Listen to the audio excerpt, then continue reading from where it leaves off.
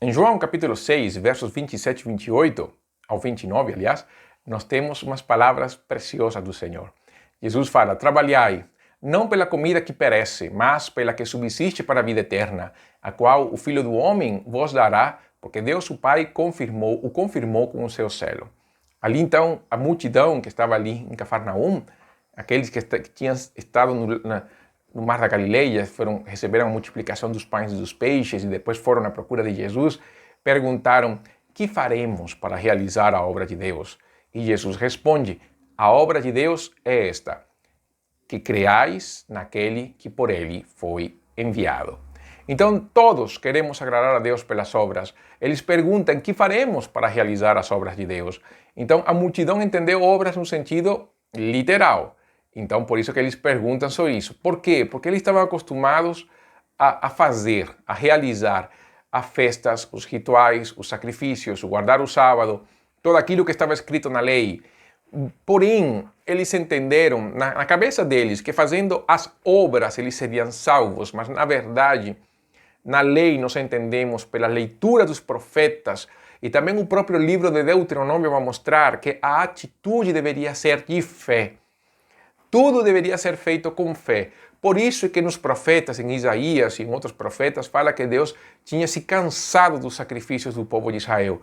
Não porque o sacrifício era inválido, entenda isso. O sacrifício era válido e necessário, completamente necessário para a expiação dos pecados. Mas a atitude do povo na hora de oferecer o sacrifício era errada. Não era feito pela fé. Era feito somente como um ritual mecânico. E a lei não era para ser cumprida como um ritual mecânico, era para ser cumprida pela fé. E o povo então se acostumou a isso, a andar pela inércia da ação, de agir, agir, agir, mas nunca experimentar a fé. Somos dados a fórmulas, receitas e passos fáceis, que não exigem muito de nós.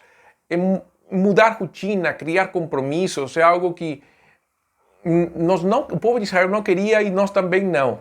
Então Jesus fala o quê? Que nós devemos pensar de uma maneira diferente.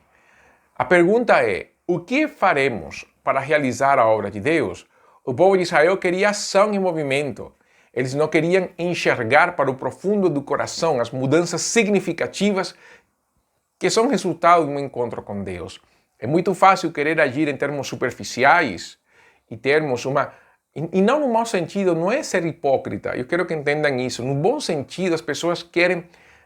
Tem seus hipócritas, é claro, mas a maioria das pessoas, num bom sentido, elas querem mudar o exterior pensando que a mudança do exterior é suficiente para agradar a Deus.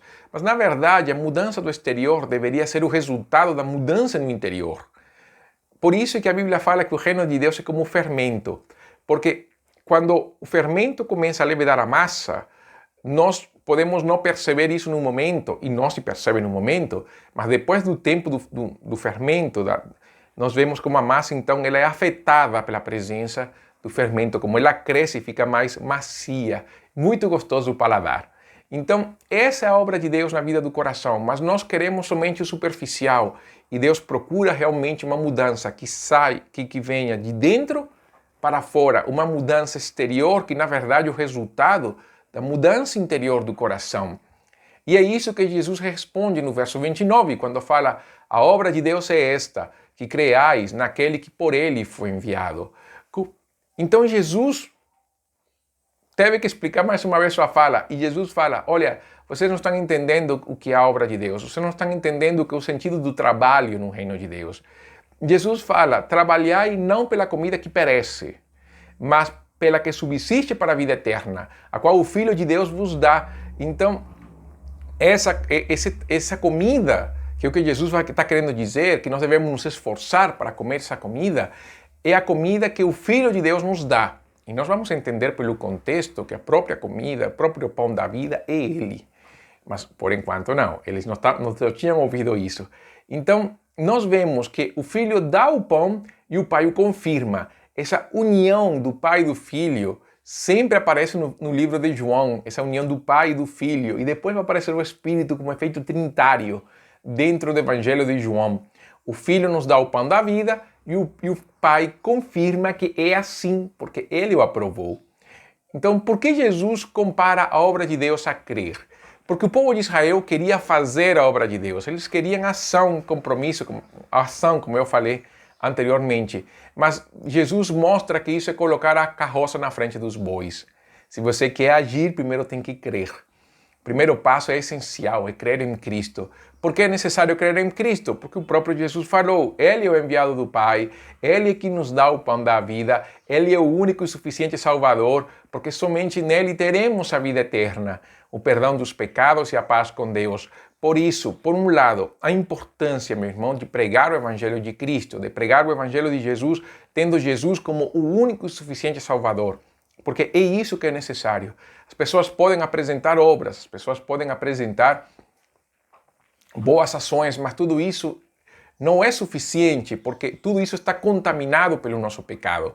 Por isso a importância de pregar o Evangelho e que a pessoa entenda que a salvação vem pela fé em Cristo.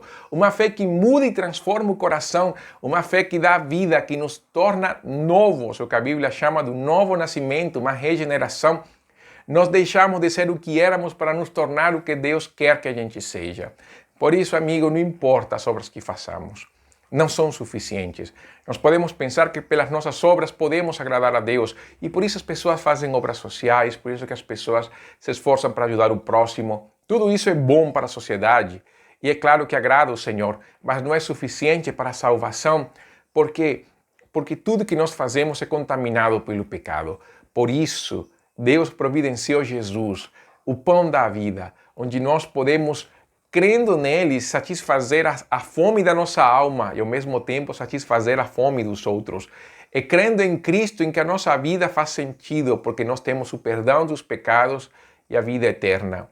Por isso, meu amigo, o chamado é: você quer comer desse pão da vida, quer crer em Cristo como o único e suficiente Salvador? Essa é a decisão que você deve tomar. Este devocional conclui por aqui. Que Deus te abençoe. Até uma próxima oportunidade.